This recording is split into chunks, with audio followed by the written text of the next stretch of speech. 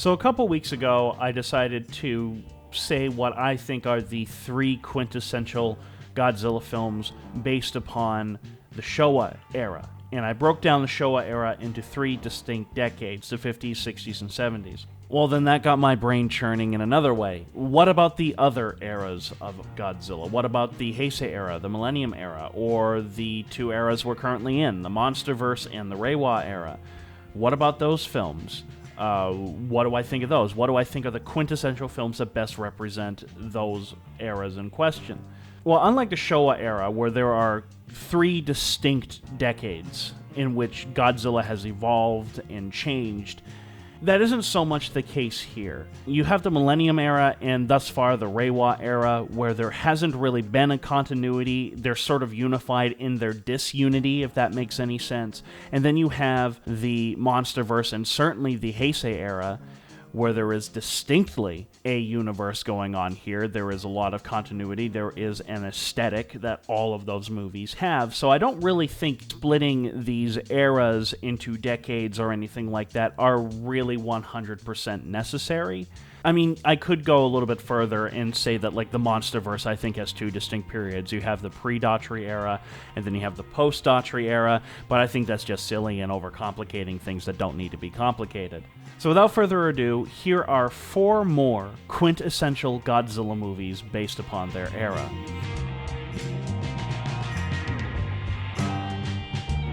This one wasn't actually very difficult because the Heisei Era, including the return of Godzilla, despite that technically being a Showa Era Godzilla movie, they all have a similar aesthetic throughout. And these movies all have a set continuity, having one film impact the next, which then impacts the next. This era reinvented Godzilla, bringing him back to his original roots, and arguably making Godzilla a far more rounded, sophisticated, and loved character, going from a force of nature to a benevolent protector to a parent, all while never sacrificing a more serious tone and overall good storytelling. I've made it no secret that this is my favorite era. The Heisei Era itself will always be what I think is quintessential Godzilla. Maybe it doesn't hold a candle to the visual, creativeness of the Showa Era, but story-wise, character-wise, and overall structurally, to me, this is Godzilla. These movies, even the weaker ones, are full of thought-provoking ideas, fun kaiju action, decent human characters help drive the plot, and a surprisingly good continuity, except when it doesn't, but, that's neither here nor there. So which one should I pick?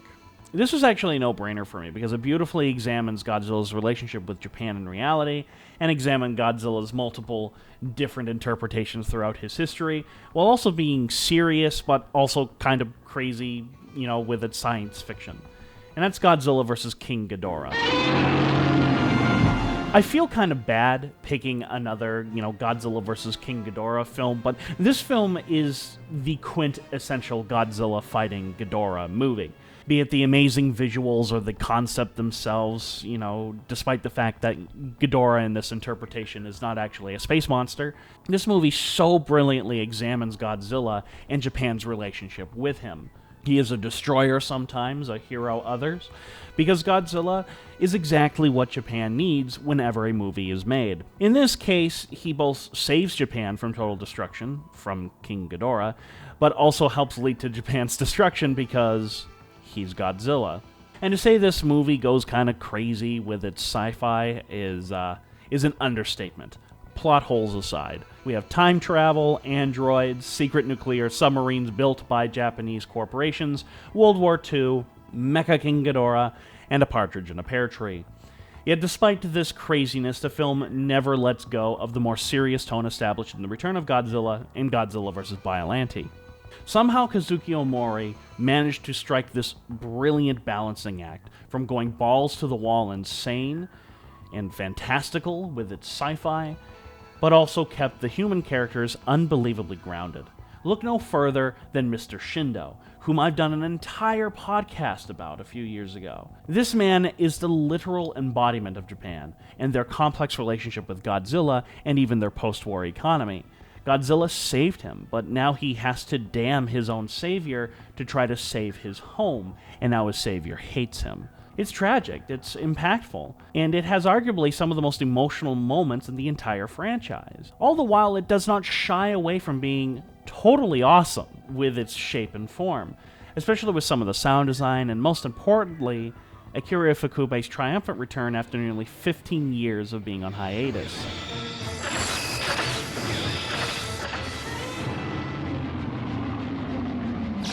Man, is this score excellent. It's loud, it's tragic, it's epic, it's a beautiful update of so many of the themes he established within the 1950s and 1960s. And then there's Godzilla himself, where we finally get an origin, a tragic backstory, perfectly fitting a tragic character.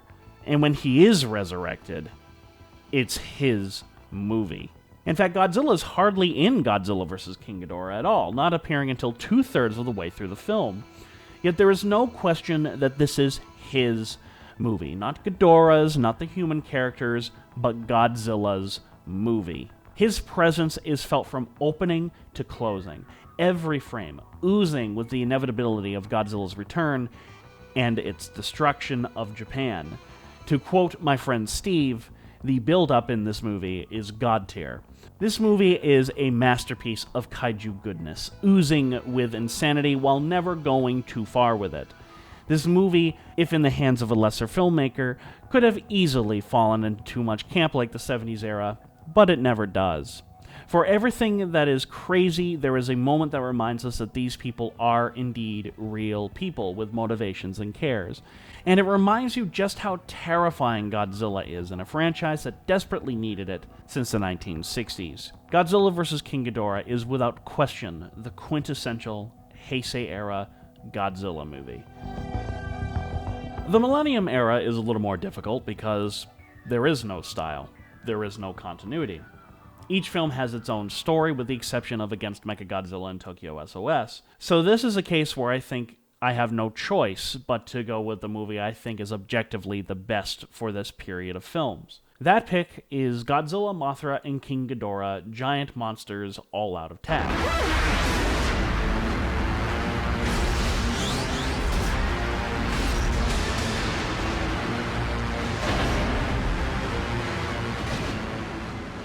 And despite that utterly ridiculous title, the movie is a true masterpiece.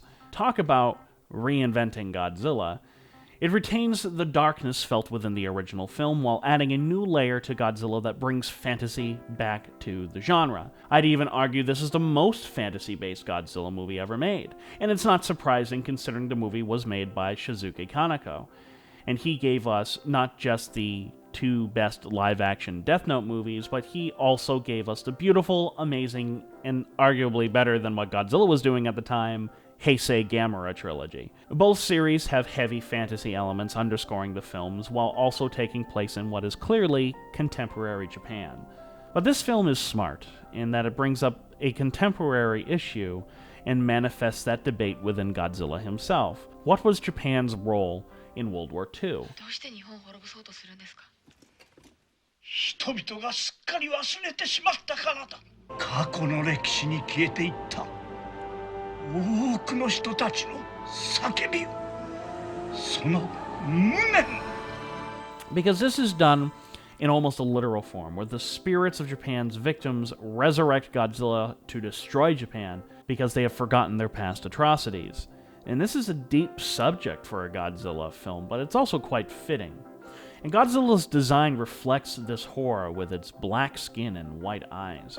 He is a true destroyer here, arguably the most evil incarnation of Godzilla to date, obliterating everyone and everything in its path, not from fear or by accident, but from pure, unadulterated rage.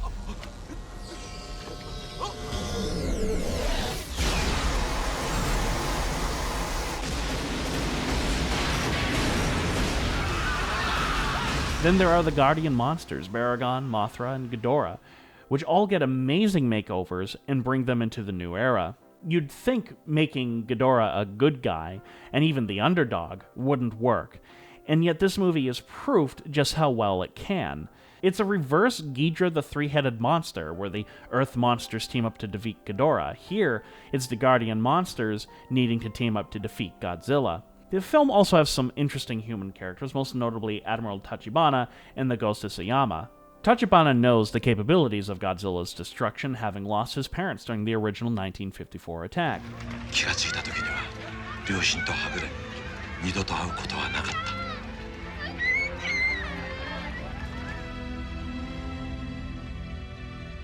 た。俺は一日たりとも忘れたことはない。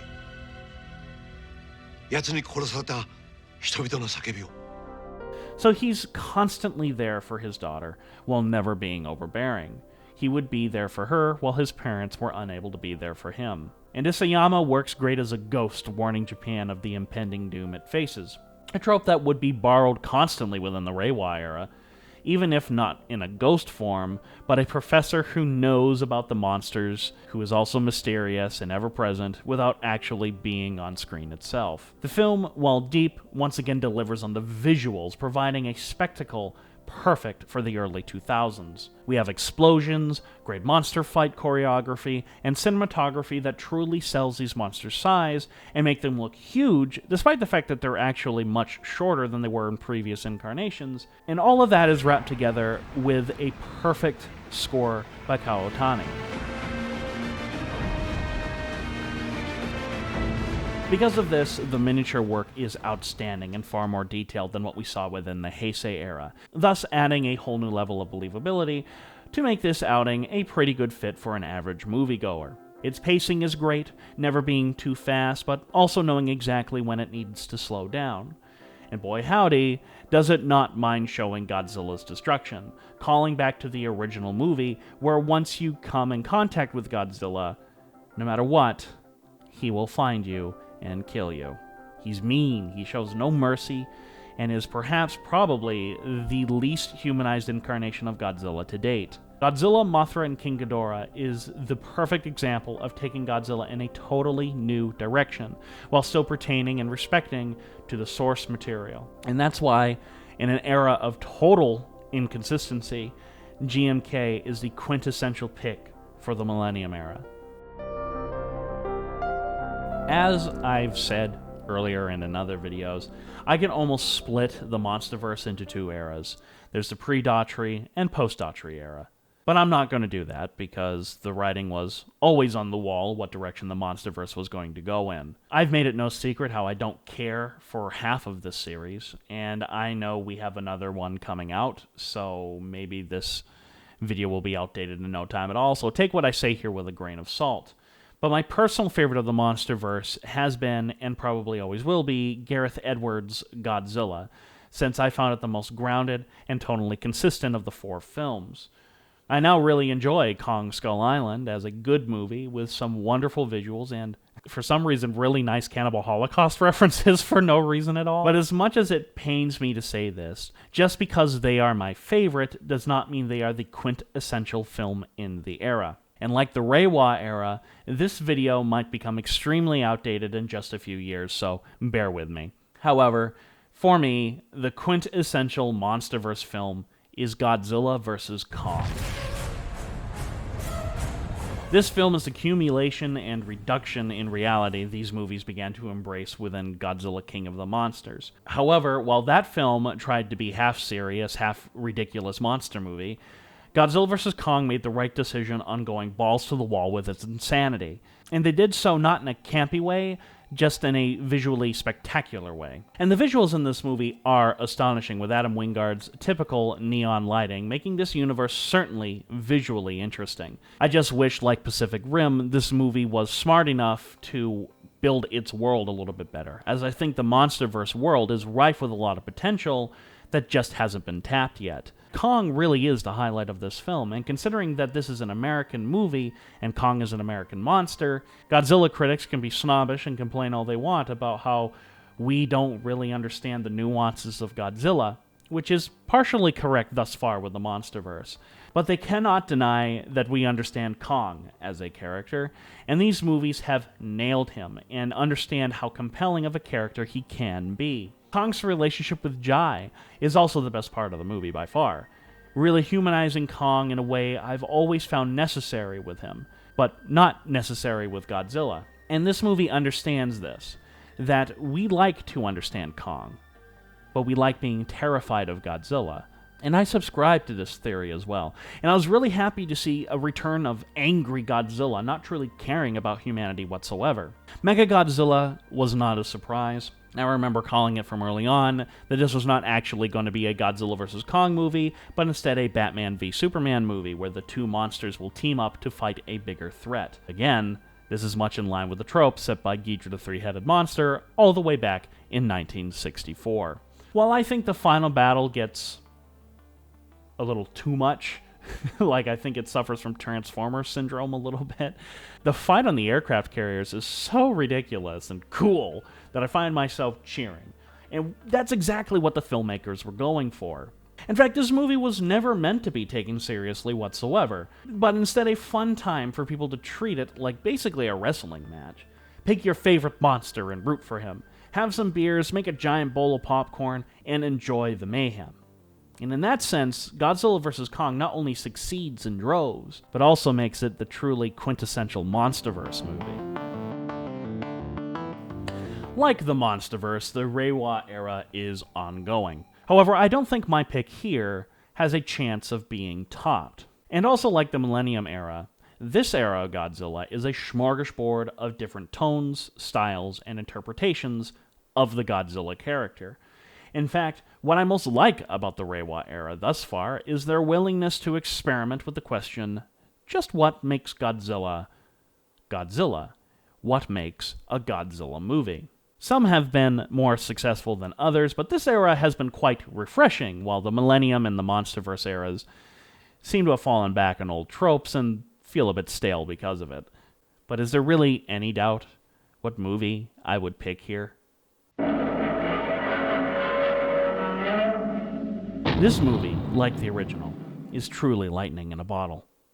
And evidently the Japanese thought so too, seeing as it won their Academy Award for Best Picture, and not just special effects like countless other Godzilla movies have received. Shin Godzilla is not just a good Godzilla movie, but a good movie in general, where the monster serves as a thought-provoking allegory commenting on the 2011 tsunami. It's what I like to call the perfect Japanese movie, made by the Japanese, for the Japanese. But all that aside, Hideaki Anno and Shinji Higuchi came out swinging, creating an epic melodrama of exactly what a lot of giant monster fans like myself want.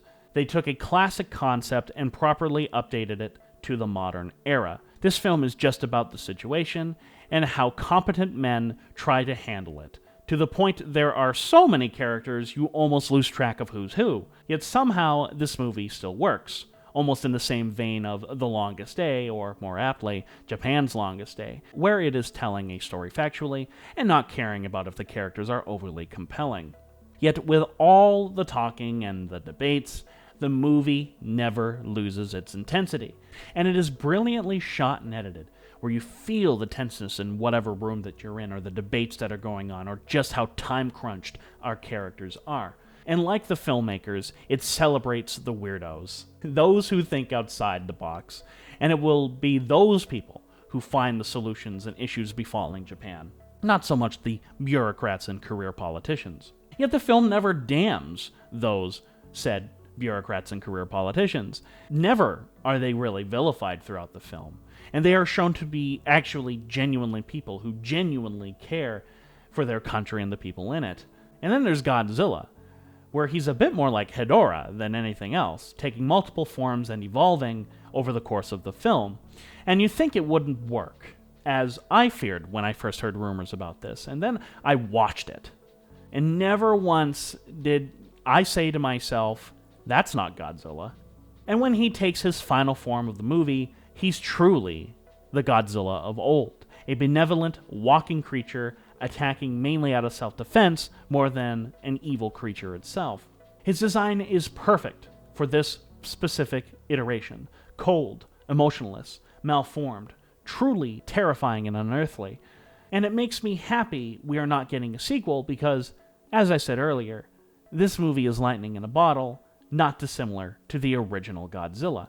Any sequel would just not live up to this movie's greatness. And a lot of that comes to this movie being released at the perfect time. Had Hideaki Anno not been as depressed as he was, had Shinji Higuchi gotten his original way, had Shiro Sagisu been composing for another movie, if one thing had changed, Shin Godzilla just would not have been as good. It is thus, from a filmmaking standpoint, a prime example of the collaborative nature of movies, and nearly an exact copy of what we saw during the making of the original 1954 masterpiece. And this movie is an utter masterpiece, the second best Godzilla movie in my opinion, and an outstanding movie in general. And I don't think any other movie or show in the Reiwa era could possibly top it, which is why this movie is and will always probably be the quintessential Reiwa era Godzilla film. So those are the quintessential Godzilla movies. I would like to apologize if your favorite didn't make this list, but I wish to reiterate one last time that this is not a list of my favorite Godzilla films from each era, but a summation of which films best represent the era in question. And I want to make it clear, all Godzilla is awesome in my book. For all their flaws, all their greatness, each film will always hold a special place in not just my heart, but the hearts of millions of other people, as the franchise is still going strong, and will continue to do so for generations to come. And so all I can say is pick your own favorite Godzilla movie, pop it in, and enjoy, as this is a franchise so vast and tonally diverse. If one kind of film doesn't work for you, chances are there is one that is indeed your cup of tea, be it serious, campy, or somewhere in between. So what are your quintessential Godzilla movies that you think best represent the era? Let me know within the comments below. All my social media is in my description. And in the end, this is Adam Noyce of AN Productions saying, sayonara.